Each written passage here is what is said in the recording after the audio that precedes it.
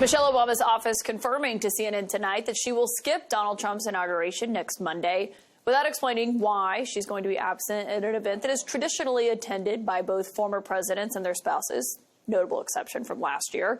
This means the former First Lady will not come face-to-face with the president-elect. This also comes after she missed Jimmy Carter's state funeral here in Washington last week, where, as you can tell by the seating chart that you're looking at here, had she gone, she would have been sitting next to Trump himself.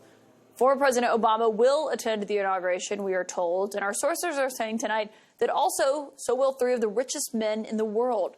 Tesla CEO Elon Musk, Amazon founder Jeff Bezos, and Meta CEO Mark Zuckerberg will all have prime seating for that ceremony, sitting near Trump's cabinet picks and administration officials. I want to bring in my political sources tonight. You know what makes me laugh? It's very interesting how they bring up Mark Zuckerberg, Elon Musk, and Jeff Bezos. Each and every one of these men were all Democrats. These were people who have supported the Democrat Party historically. But even for them, the Democrat Party went so far left that they couldn't even stand it. When people say they didn't leave the Democrat Party left them. I'm one of them. Back in 2004, when I started doing my research, I was one too. But I started noticing the tide shifting, and then during the Obama administration, especially going into that second term, I was fully awoken, and I realized what was going on. So all of these men were Democrats, heavy Democrat donors, even to the point where the Biden administration was so cozy with these people that their agencies were going into Facebook. They were going into Twitter before Elon Musk took it over. They were coordinating with Jeff Bezos on things he was putting out in the Washington Post. And so the fact that now they make a big deal about these folks being at the Trump inauguration, sitting near Trump's cabinet picks, the only reason they're upset because they're not on the Democrat side. So whenever they bring these people up, it is true deflection and it is unwillingness to face the reality. They were all Democrats. And due to their party's lunacy, they forced these people to align themselves with more in the center and with people who have what we know as common sense. So whenever they say that, it just trips me out. So, but I digress. Let me let her keep going. Democratic Congressman Tom Suozzi of New York and Kevin Madden, a former senior advisor to Mitt Romney. Congressman, what do you make of the former First Lady deciding she's not going to attend the inauguration as people are looking into who was there and who wasn't? And there's been a lot of outrage over this from some people, but I mean, Trump himself did not attend the inauguration famously last year. Yeah, I mean, she doesn't want to go. I mean, maybe she's enjoying her time that she's spending wherever she is, or maybe she doesn't want to be there. No, I wouldn't read too much into it. I mean, it's the same as you said in your opening. She didn't go to the Carter funeral either. So, I mean, she doesn't want to go. Do you see it as a statement yourself? No. The absence?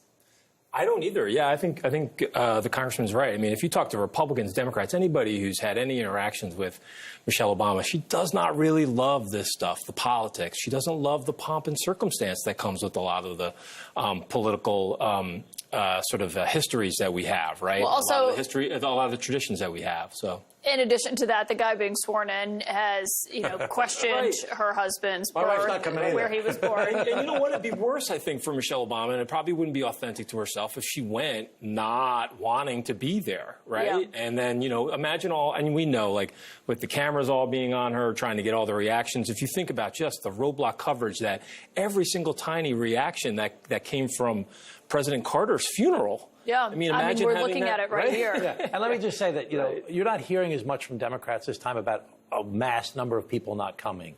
I think it's just a different tone. I mean, he's the president of the United States of America. Are you going? Of course I'm going. I went the first time as well. And why do you think it's important for you to go? You're an elected member of Congress, of course. He's the president of the United States of America. Now listen to the logic of this gentleman, who's also a member of Congress.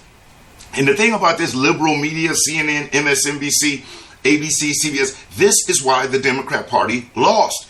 They take every little thing and try to somehow make it this huge thing, and Trump gets interjected. Michelle Obama deciding not to go, it's her choice. Like she said, Trump didn't go to Joe Biden's inauguration. There have been plenty of Congress people, senators, and folks who chose to skip inaugurations in previous past. But now, because Michelle Obama doesn't want to go, oh, it's just her anti-Trump thing. No, she just doesn't want to go. It's not her husband being sworn in. It's not her party being sworn in. When they talk about tradition, the fact of the matter is, the administration we have in there right now have and will continue until the day that they leave office, continue to break what we know as tradition. It was tradition not to go across and disobey Supreme Court orders as far as when it comes to student loans. It breaks tradition when we let illegal immigrants into our country by the millions. It breaks tradition when we start putting other nations' concerns, needs, and their protection ahead of our own. So when we talk about tradition, a lot of tradition is being broken. It broke tradition when a political party or when a political person goes off after, uses the Department of Justice to go after their political opponent. It breaks tradition when they put lawfare out with these coordinated cases 3 years after he left office, and coincidentally right before, or should I say right after he announced he was running for president, and all during the election year.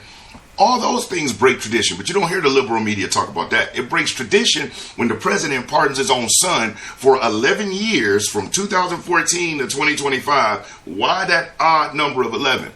That breaks tradition. But the fact that Michelle Obama doesn't want to go to the inauguration, she didn't go to Jimmy Carter's funeral. And as you saw, Barack and Trump sat there and had conversation. So is it really that important that Michelle Obama doesn't go? It's not like they're friends. It's not like her and him hang out. Hey, what we don't know is there a problem or issue in the Obama household? See, we make this all about Trump to deviate from the real issue. Who's to say that there isn't a concern about, or something going on with the Obama marriage or relationship? So this is just crazy how they do this, but let her keep going. I didn't vote for him, but he's the president. So I'm going to the United States president's inauguration. Yeah, I think the whole idea of like norms being eroded has kind of had its turn in Washington. But I do wonder, what do you make of what happened with Vice President Harris? She has not invited Vice President-elect J.D. Vance to come over to the Naval Observatory to have any kind of pre-inauguration meeting, we are told. That typically is standard, or at least a conversation between the two of them. Yeah, I don't know what the reporting has been on why that is, but it's a missed opportunity. I think the inaugurations have always been this celebration. I mean, I remember the famous words of Bill Clinton at his first inauguration that we hold these celebrations in the depth of winter, but they really are a thawing of the political sort of partisanship that we usually have in our country. Or at least there is an opportunity to do that. So I think having had Vice President Harris had J.D. Vance there would have been a nice gesture and something to build on. The people who will be there, though, are people who are certainly trying to get in good with Trump. I mean, Elon Musk already certainly was there, raised a lot of money for him. But Jeff Bezos, Mark Zuckerberg, Sam Altman from OpenAI, we've just heard is going. Believe potentially Tim Cook is also going to be attending. A lot of these are people who either Trump said some of them should be in jail or was famously critical of them, or vice versa. What is your view as a member of Congress with oversight of a lot of these contracts that these guys have with the federal government? What's your view of that? Well, attending the inauguration, I mean, that's, I think... And donating. I think it's kind of normal, but there's a lot of financial interest involved here right now in that, for example, if TikTok is banned in the United States of America, where's that business going to go? It's going to all go to Facebook and to Meta. But, that's him showing up at the inauguration or contributing to the inauguration. That's happened throughout history. We just have to have our eyes open as we go along and watch what's going on. But it does come as there's a fascinating split happening inside the MAGA world between Elon Musk and Steve Bannon. And Steve Bannon was coming out today saying, I will get Elon Musk kicked out by the time he's inaugurated. He called him truly evil. He downplayed the relationship. He said, of course, you get a seat at the table when you give this much money. He said, but I always argued it can't be the head of the table. Yeah, well, look, first of all, what would it be a Republican Party without some internal battles right now, particularly, Keep that up. Particularly even a couple of days before we even start the inauguration, right? But look, these type of fights are going to happen. Trump could stop it. He doesn't. Why? He likes to see a lot of these squabbles, and then he likes to see who's going to win and who's not, and then sort of pick a side. I think one of the things that's interesting is Trump is a much more transactional politician. He is not somebody who is sort of moored to an ideological viewpoint. So seeing these fights play out sort of helps them gauge which way the direction's going. They want to be around the cool kids. It's like high school. Everybody's like jockeying who's going to be closer. It is like high school, and that is not a compliment. Congressman Kevin Madden, great to have you both here tonight. In the Act, there's no fighting, infighting amongst the Democrat Party. The party absolutely despises Joe Biden right now. They really can't stand Kamala Harris right now. You got Lindy Lee, the head fundraiser for the DNC, one of the head fundraisers for the DNC, that have totally flipped to the Republican Party. But with CNN, and Caitlin Collins annoys me. Is there anybody else who's like, you ever had somebody who's, and I'm sure my face may annoy some people, but her face annoys me, like this smirk. It's weird. It just, you know what I mean? Just like Joy Reid annoys me. But they are such deflectors. Everything that's going on within their party, they believe that everybody is going on.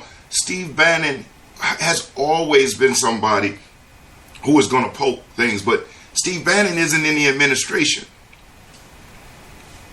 Elon Musk is leading Doge with Vivek. He's got Trump's ear. And is that a bad thing to take the richest and one of the smartest men on the planet as a consultant? It seems like it would have made sense for Joe Biden and Kamala Harris to do the same. Maybe we wouldn't have over 10 million illegal immigrants in here.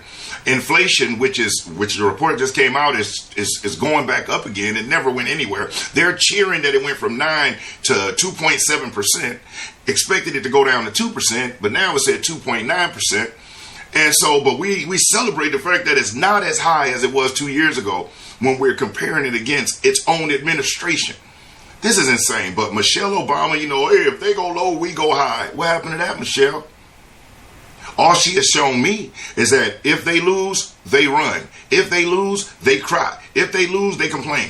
I was watching the doggone confirmation hearings, and you had Adam Schiff, the former congressman of California, now senator of California, literally asking Pam Bondi if she was going to tell Donald Trump to admit that the 2020 election, that he lost it.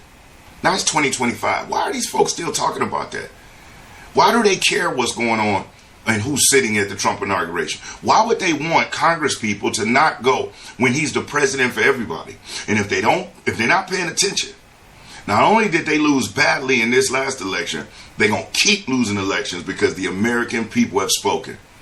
You know, hey, listen, I just wanted to jump in with that. It blew my mind when they want to highlight Michelle Obama not going. So what? It doesn't stop anything. I'm excited about January the 20th. We saw what's happening. Israel and Hamas have come to a ceasefire. Biden and them been working on this for forever. And here comes Trump and say, hey, if it's not done by inauguration, all hell will break loose. And weirdly enough, a few days before he's actually inaugurated, they seem to have had a come to Jesus moment, a come together moment. And now they're talking about releasing hostages. Funny how that works, right? It's funny how Mexico all of a sudden started stopping people coming across the border. It's funny how the EU, the European Union, said that they will buy their oil from the United States. It's funny how all these countries all said that as opposed to going to the BRICS, they're going to use the American dollar, continue to use American dollar as the currency in which they recognize in their trades and whatnot. So, funny how a lot of things happening. But hey, listen, if you like this video, hit the like button. If you haven't subscribed to the channel, I share sales strategy and we talk about political and current events. And do this, make sure that you check out the Selling for Success sales training platform. If you're in sales, you're looking for ways to capitalize and to overcome objections, convert more customers, just to earn bigger commission checks, by all means, make sure that you check out the Selling for Success sales training platform. It's got complete courses, audios, videos, everything you need that you can implement immediately and start seeing positive results in your sales at your dealership. So other than that, I'm Brian Maxwell saying I look forward to seeing you at the top.